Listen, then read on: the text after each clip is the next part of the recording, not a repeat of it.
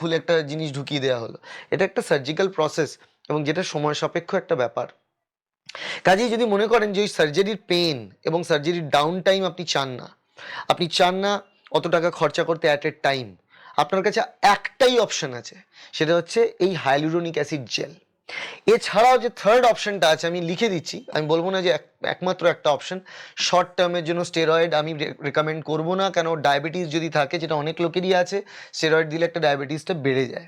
এবং steroid continuously প্রত্যেক 3 মাস ছাড়া ছাড়া স্টেরয়েড ঘন ঘন নেওয়ারও একটা সাইড এফেক্ট থাকতে পারে, তাই স্টেরয়েডের দিকে আমি বেশি ঝুঁকি না।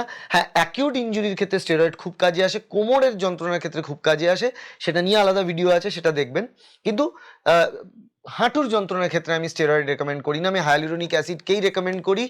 এছাড়া একটা আছে পিআরপি, প্লেটলেট রিচ প্লাজমা বলে একটি জিনিস হয়, সেটা হচ্ছে আপনার শরীর থেকে রক্ত কালেক্ট করে সেটাকে সেন্ট্রিফিউজ করে সেখান থেকে প্লেটলেট রিচ প্লাজমাটাকে আইসোলেট করা হয় এবং সেটা ইনজেক্ট করা হয়।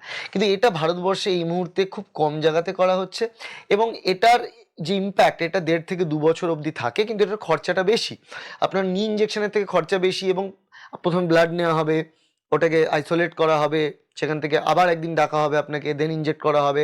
শরীরে কোনো পার্শ্ব প্রতিক্রিয়ার চান্সেসও থাকলেও থাকতে পারে। বিশেষ করে অটোইমিউন যদি কারোর রোগ থাকে, মানে রিউমাটয়েড আর্থ্রাইটিস, আর এ ফ্যাক্টর বেশি থাকে, তাদের ক্ষেত্রে পিআরপি করাটা একটু রিস্কি।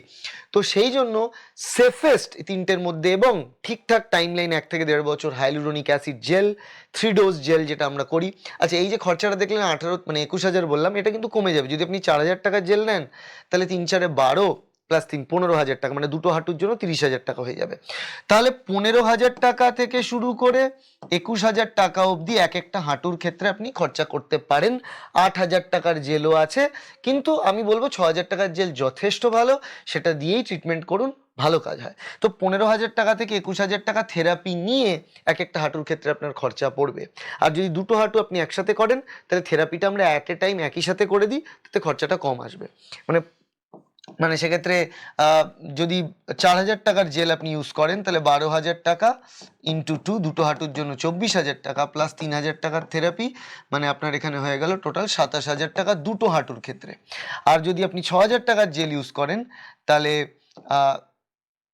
18,000 টাকার সাথে আপনার দুটো হাঁটুর ক্ষেত্রে 36,000 টাকা প্লাস 3 39,000 টাকা এখানে খরচা পড়বে টোটাল। তো এটা আপনার টোটাল খরচাটা পড়ে। 4,000 টাকার জেল দিলে 27,000 টাকা, 6,000 টাকার জেল ইউজ করলে 39,000 টাকা দুটো হাঁটুর ক্ষেত্রে। কারণ সেক্ষেত্রে আমরা থেরাপির কস্টটা সেম রেখে দিয়েছি, কারণ আমরা একই দিনে অ্যাট এ টাইমে দুটো হাঁটুর ক্ষেত্রেই থেরাপিটা কন্টিনিউ করব। থেরাপিটা যেটা আমরা দিই সেটা 6 থেকে 8 দিন, ডিপেন্ড করছে আপনার কন্ডিশন কি আছে।